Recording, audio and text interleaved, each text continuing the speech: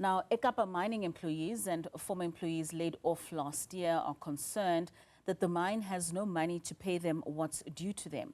That's after the Salt Blakey municipality made a call for donations for the proto-rescue team from the Mine Rescue Services. Our business reporter, Ntokozo Khumalo, is at Homes Light in Kimberley, a community where most people work at the mine, and is joining us now. A very good morning to you, Ntokozo. A lot of community members there are already under financial strain. What does the latest development mean for them and the retrieval of those 5 bodies that are still trapped?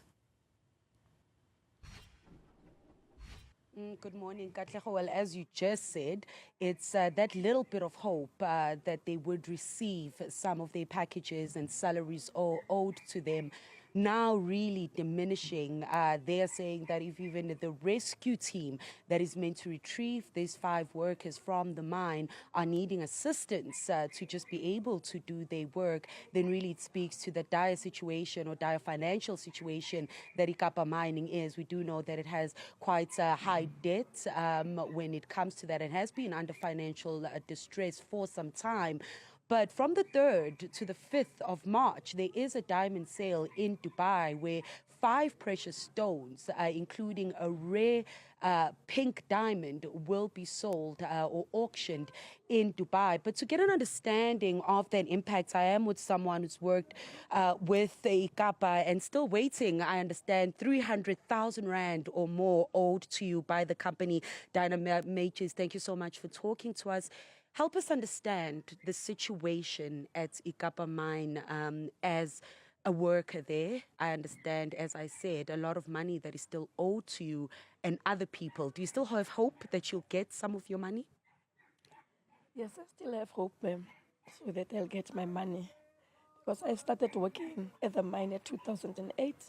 I started working from the bears.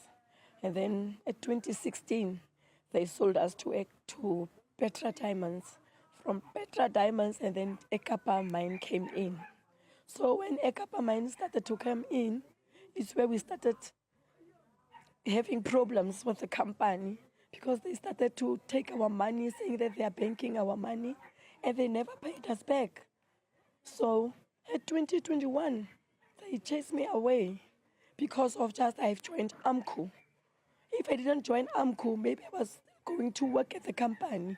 And like Pastor Lekau was working with me. They fired Pastor Lekau because of, they said he must go and do polygraphy tests.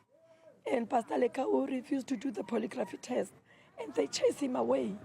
After Pastor Lekau, I went 5 polygraphies.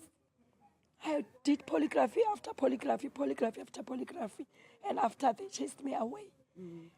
Well, we are going to get a little bit more from Dinah in terms of the details of the issues that they faced at Ekapa. Katlego, the challenge that we've had is really getting to speak to the workers, speak to the family members. While they are sharing information with us, they're saying that they are, as Dinah just said, fear of being victimized, fear of then being locked out of those resources. But we are going to head back to the mine a little bit later on. Remember, Minister Mantashe had expected that 1 body would be retrieved by yesterday, but that did not happen. So we are going to follow up and also hear from the Northern Cape Chamber of Commerce and Industry of how other businesses as well in this community are being affected by what's happening at Ekapa Mine and what they know about the state of the rescue mission and whether they are getting that support to give those donations and provisions for the rescue team so that at least those 5 bodies can be retrieved. But we'll hear from Dinah a little bit later on some of the issues that workers here are experiencing, Katlego, as the mine undergoes liquidation. Ntokozo Khumalo out in Kimberley, bringing us the latest from that region. Now,